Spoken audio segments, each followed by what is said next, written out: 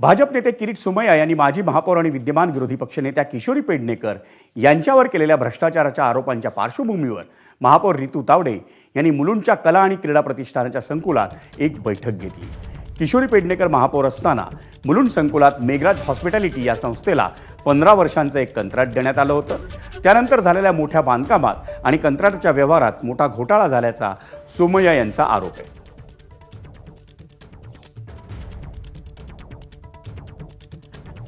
किरीटभाई सोमय्या यांनी या ठिकाणी इतका मोठा भ्रष्टाचार जो कालिदास क्रीडा संकुल या भागामध्ये चालू आहे, मेघराज हॉस्पिटॅलिटी या संस्थेला 15 वर्षाचं कॉन्ट्रॅक्ट जे 15 वर्षापूर्वी म्हणजे 2021ला तो ठराव झाला आणि त्याच्यानंतर धनराज कंपनीला या ठिकाणी 15 वर्षाचं कॉन्ट्रॅक्ट देण्यात आलं, ते ॲब्सोल्युटली इलिगल आहे।